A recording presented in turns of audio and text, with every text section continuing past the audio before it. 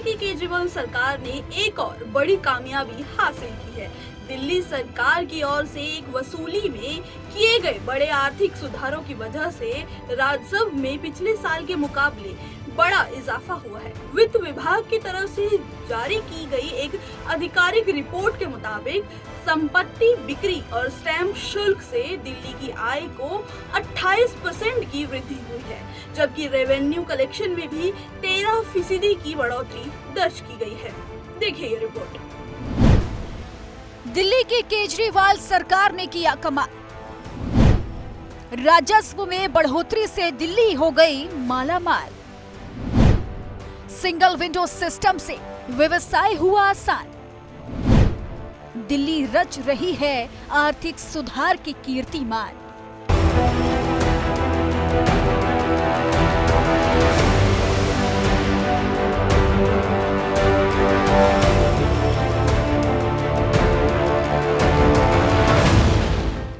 दिल्ली के केजरीवाल सरकार की आर्थिक नीतियों का शानदार असर देखने को मिला है। दिल्ली में व्यवसाय के लिए बेहतर माहौल तैयार हुआ है। आर्थिक सुधार और निरंतर विकास की रफ्तार केजरीवाल मॉडल की कामयाबी की कहानी बयां कर रही है।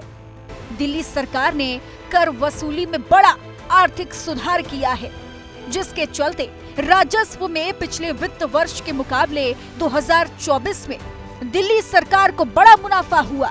साथ ही रेवेन्यू कलेक्शन में भी बढ़ोतरी हुई है।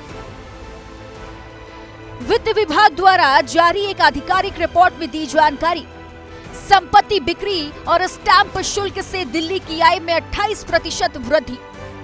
दिल्ली में रेवेन्यू कलेक्शन में 13% की बढ़ोतरी दर्ज की गई। सरकार ने 2023-24 में जीएसटी, वैट उत्पाद शुल्क और मोटर रजिस्ट्रेशन शुल्क से 53,680 करोड़ रुपए जुटाए।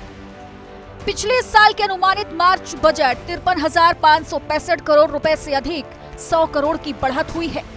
पिछले वित्तीय वर्ष की तुलना में वैट वसूली में 8.8% की वृद्धि हुई है।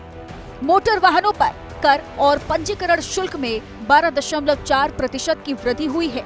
लगभग 9% की आर्थिक वृद्धि के चलते राजस्व में अच्छी बढ़ोतरी हुई। 2023-24 में जीएसटी संग्रह में 2022-23 की तुलना में 15.6% की वृद्धि हुई है। दिल्ली सरकार ने पुराने कानूनों को खत्म करके और ज्यादातर जगहों पर सिंगल विंडो सुविधाएं देकर लोगों के लिए व्यवसाय चलाना आसान कर दिया है। इसी का परिणाम है कि दिल्ली सरकार की आय में लगातार बढ़ोतरी हो रही है और दिल्ली विकास की मार्ग पर आगे बढ़ रही है। इस रिपोर्ट में फिलहाल इतना ही। देश दुनिया की तमाम खबरों के लिए देखते रहे हिंदी खबर।